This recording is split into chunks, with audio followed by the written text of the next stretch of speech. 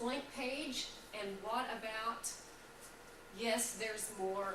There is so much more to writing about your product. Now, I will have to tell you that the green frog is my granddaughter's idea. Abigail really liked the green frog because he was scratching his chin. And she says, Grandma, you got to put that in there because he's confused. Oh. Only use search words in the title line, period. Don't use anything else. If you have to put with black and white, lose the with. It's not a search word. You just wasted 4 characters that are vital for something else. Don't use them. Do not use words such as wow, look, because they're not searchable. People do not go online and go, I'm looking for a wow pair of red earrings. They will look for a red dangle earring. They'll look for a red pierced earrings. They'll look for a rare bird book. But they won't look for wow, exquisite. You also should take some of the words out of your title line and log online and search for it and see what comes up. We do this at our store. I have staff, and when I'm training my girls to write title lines, I make them use the words they put in my title lines. Go to Google and tell me what it serves up. I want you to show me what it serves up. Go into Bonanza and type in 4 of those words and tell me what you get. I want to know if you've constructed a good title line. And if your stuff is not coming up on the first page, see what the big boys put in. See who's coming up ahead of you. How are their title lines constructed? Open it up and see how their listings are written.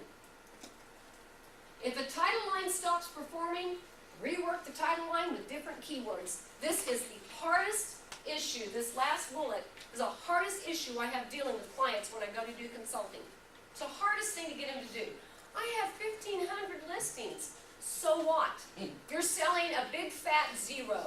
Your impressions have dropped from 500 to 5, and you're telling me this isn't worth doing anything about? It is the same idea. When you go to Walmart, does the stuff stay in the same place all the time? They're continually moving around. It hacks the fire out of me. Because first of all, I'm not a They do it for a Walmart reason, shopper. so you have to go to the Exactly. whole store.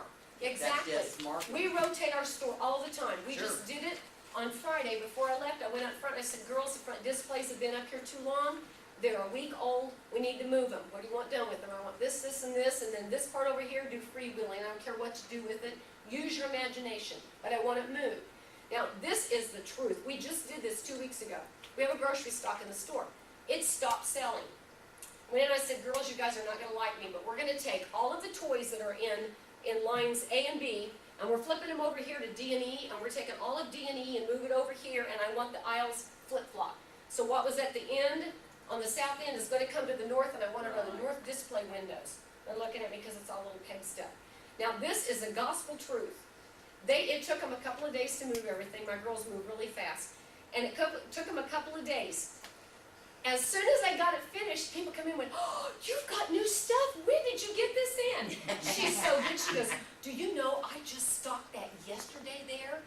Went right over their head. That it was, and it's been selling like crazy. Because all we did was move it. And they come in, and what was on the front was toys. And we moved it over here in D&E, and the first thing they said was, oh my word, you've got in toys. You're thinking, we've had them for 3 months. You haven't seen them. All we did was move them. And the same thing happens with your title lines. When they quit performing, rework them. When your descriptions quit performing, rework them. It's time to redo them. I've got like 4,000 items offline right now that we're reworking and putting online. Matter of fact, a couple of weeks ago, I went through all of my Holloway shirts that we have listed on Bonanza, all of them, because they weren't selling. And it's the season for them. They're a good product. Right sizes because they're large and extra large, which is what most men like. They're good colors, machine washable, and getting into travel season. Okay, we pulled them all offline. All I did was spend 2 days reworking them, put them back online. In 24 hours, we started selling them. It's only because we took the time to rework the title lines and the description. And the same thing can happen to your listing. You also want to use, the first 2 words should be your strong word. The first 2 words in your title line should be your strong words. So, new with tags, in October, November, and December is really important because it's a gift. Now, I put it at the end, and I'll put 12 Avery 3-ring binders.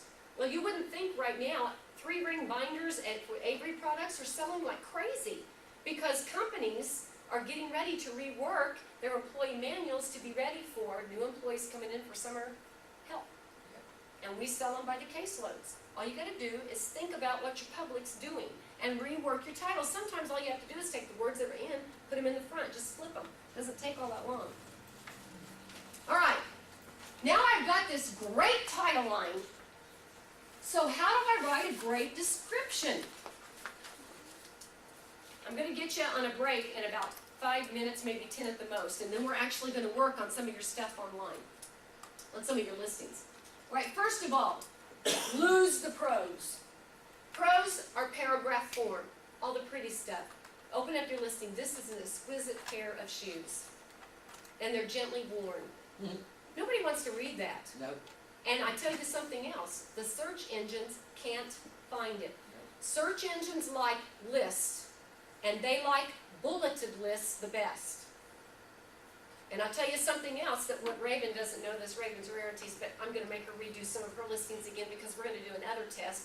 Catherine, can you see that? We're going to do another one. And so what they really like is they really, really, really like for you to have your title line first.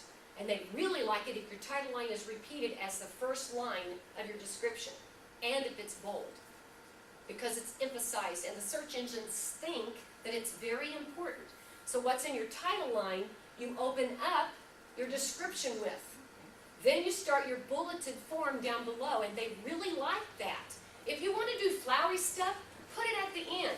And there is another really important reason why we have to do our descriptions that way. The first line should be repeated, emphasize. The remaining of the description should be a short list of item characteristics, 3 or 4 words, then go to the next bullet. So if I'm selling if I'm selling a Holloway men's jacket, or a pullover shirt, and it's new with tags, and it is for baseball season, and I would put in Holloway men's red, white, blue, long sleeve, men's, extra large shirt jacket. I mean, that's every word in the vocabulary just about that you could put on that. Then down below my bulleted list, I would repeat my title line. Then I would start listing brand, Holloway. That's an item characteristic and an attribute, an item trait, and it is an attribute as well. Go to the next one. It's new, and its colors are red, white, and blue, and its size are large, and its gender is men. All you're doing is putting your attributes into your description, and the search engines like it, and it will render you up higher because they're getting everything they want. They don't want to read all your pretty paragraphs. Then you start with the most relevant to the least relevant. You know what? Where you got it isn't the most relevant thing. It's the least relevant. Your customers want to know about the color, the style, the gender, the brand, the condition of it, yes, but where you got it, that's the least relevant thing. So where we put ours, it's new from a store we're liquidating at the bottom of the description. All right, and yes, there's more. Don't you like my little bouncy guy? Oh yeah. You have to remember in your description, all I'm doing is reiterating, is you put in your brand, your condition, the model, series, gender, size, color, any flaws. If it's got a flaw, put it in, but put it at the bottom. That's the least relevant information. You know, it's got a small chip on the base. Can't hardly see it. I tried to get a good picture. It's so small you can't see it. Manufacturer, if there's hallmarks on it, anything about it. If you're selling, Melissa, I'm sorry, I'm using you without your permission as a guinea pig today. If you've made a beautiful pair of earrings, at the bottom of your listing, these would be a perfect complement to any outfit, for casual or for dress. These earrings are 3 inches long. Well, see, 3 inches long on my neck, that's giraffe, 3 inches long, that's great. I don't have a short neck. I can wear earrings that long and it never touches my shoulder. Somebody with a short neck, 3 3-inch earrings, it's like they're hanging off their shoulder. They couldn't wear a pair of 3-inch earrings. Me, give me the longer the better. You get a giraffe neck and you can do anything you want. You also